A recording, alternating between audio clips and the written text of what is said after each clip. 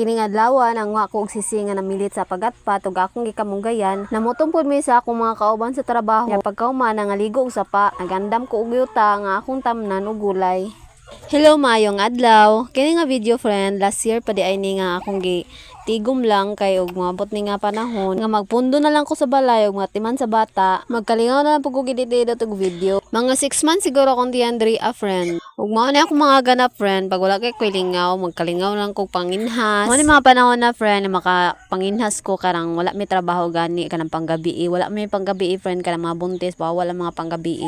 Magdinin ako ni padulong friend sa pagatpatan kay diri ko mangita og kanang kinason nga sisi. Gusto mo ko akong kamunggayan. Kabi pa na ako nakajakpat ko ana friend pero umang man dayto friend. Diri day ko ni padulong sa pagatpatan friend kay last time nga nanginas good ko friend na ako nabantayan nga mga sisi nga namilit sa pagatpat. Mao to na ako diri padulong. Wala na kay ko naka video dito as sa pagatpatan friend kay lisod kaayo lapok pod nya. Diri na ni uli na ko sa balay. Ako na ning gi-steam ning sisi niya.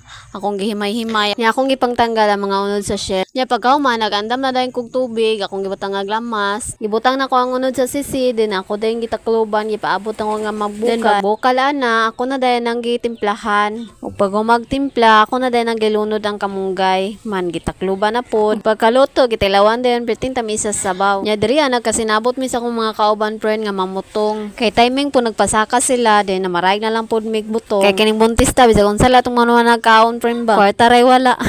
May ganin ako mga kauban friend nga na yung mga budget aning panglaglaag nila ba pang lamaw-lamaw. Sulbad yung buntis ani panahon na friend. Adrian na nangaligo na sila sa friend pag umanog pangaon og butong kay nakapit man may diri sa dalan na may magian na mga sapa. So kaming mga buntis nagpadaplin lang mi na nanaaw mi sila hapit ningawan na lang kasaw-kasaw sa sapa friend. Nareklamo pa na isa dra friend kay pag uli niya pwede sakita siyang kanang dalunggan kay nasudlan daw tubig.